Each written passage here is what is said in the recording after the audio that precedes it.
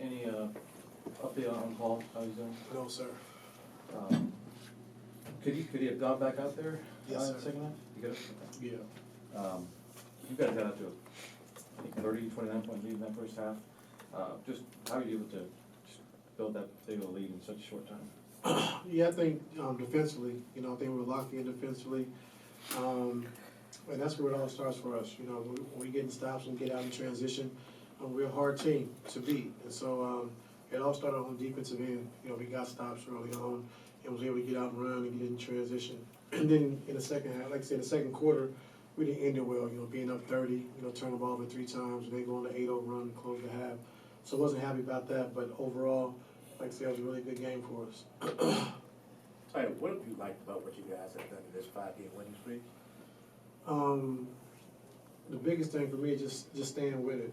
I think early on it was tough for us, just trying to figure out how we wanted to play, trying to figure out rotations and all the different things and how James, PG, Kawhi, and Russell all play together. And so once we figured that out, and just like the guys having constant dialogue after practice, before practice, James grabbing Kawhi and PG after practice, going through some plays, and grabbing Zoo and Tice, going through pick and rolls or how he wants them to set it and roll, and grabbing our young guys with bones and those guys working out. And so just, every day just, continue to try to get better. And we still got a long ways to go, but like I said, we're trending in the right direction. We're doing a lot of good things, and we still just gotta, stay with it and continue to put in the work. Coach, in the last 5 games, Kawhi is averaging 28.6, 31, in 3 quarters today.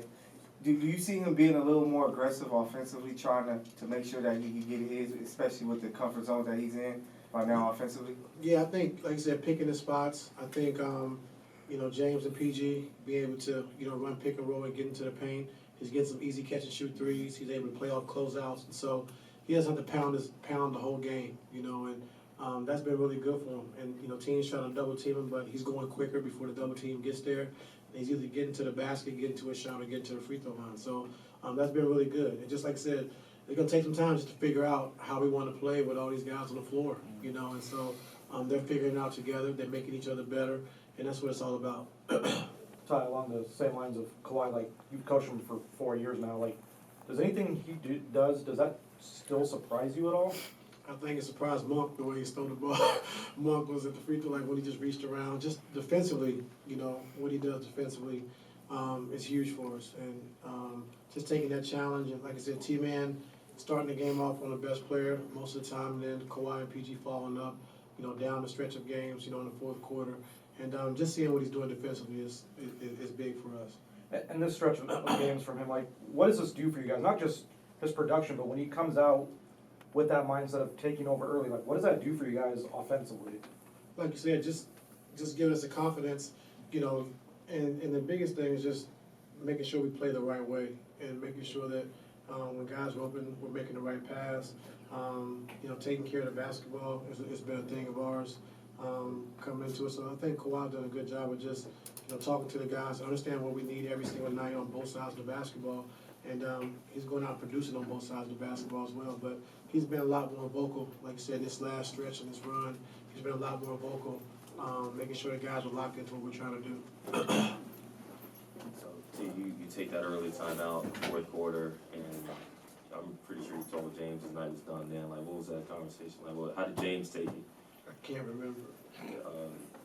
You got a chance to blow somebody out, and that's the best load management when you have that big lead. Like, how do, especially coming out of half, like, how do you guys, like James, like, why kind of talk to you guys during those timeouts, during those in-between free throws, to kind of say, like, get this lead up, and then you can have easier rest of the game? Yeah, James was saying that, we came out, start the third quarter, like we should be resting in the fourth quarter. Let's go ahead and have that mindset to try to put them away, and we were able to do that in the third quarter, like you said. And so, like, that's the mindset we gotta have. Like, when we get up, not get cute, continue to play the way we played to get the lead, and go from there. And so, I thought tonight we did a good job of just doing that, staying the course, playing through the game, and not letting our guards down. And Coach, offensively you guys were clicking, but defensively is what really stuck out to me.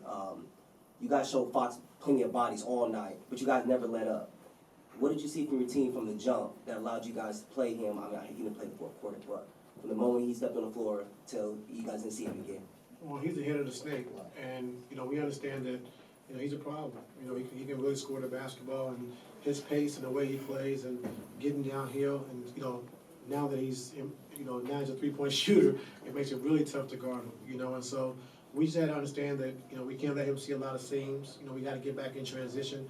I thought Zoo did a great job of loading to the ball in transition, not let him see early seams. And then just try to keep him out of the paint, you know, and like I said, it's hard to do, but I thought we did a good job of showing a lot of bodies and then getting back out the shooters as well. Got you. And, Ty, no, go ahead. It's fine.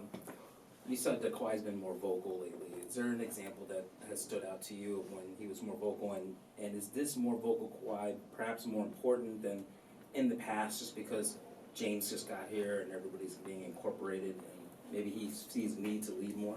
Yeah, I think, you know, just, you know, when we're not playing the right way, we're not doing the right things, like, you know, he's very vocal about those things, you know, just making sure we do it right. And like I said, you're not gonna win every game, you're not gonna play great every night, but, you know, if you try to do the right things every night, then you can kind of build off of that. But when you know, we're cutting corners, we're not doing the right things on defense, like, those things, you can't learn from those things, you know, so, Kawhi's main thing is just, let's play the right way every single night, and when we're not doing that, he's very vocal about it. Has he grown as a leader in your time here? I mean, he's always been a leader. It's just some leaders lead differently. You know, if you want to talk about hard work and I think work too hard, you know, before shoot around, after shoot around, before practice, after practice, like he leads by example, you know, and so, you know, all leaders are different.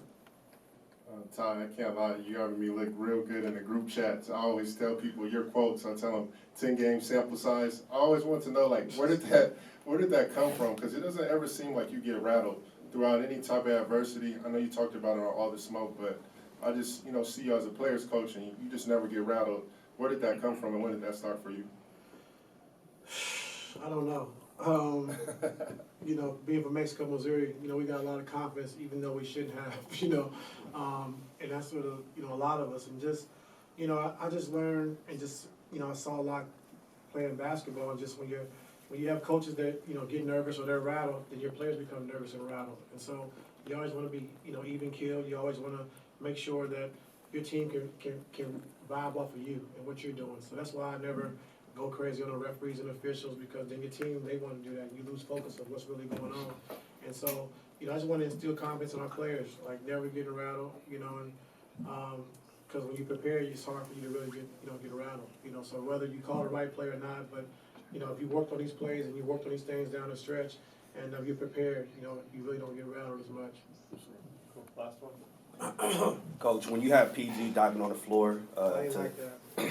to get a steal, what type of message does that send to the rest of your team when one of your leaders is that selfless? Yeah, it's huge. You know, it's huge when you know, it's like you said, one of your best players are diving for loose balls, but you know, with both of his shoulders, I didn't like that dive right there. But it just shows you these guys want to win, you know, and so putting it all on the line every single night, you know, playing big minutes, playing in back-to-backs, played every game this year, you know, it's huge for us. And so when Kawhi, PG, Russ, James are leading by example like that, when they're doing things like that, all the other guys have to fall in line.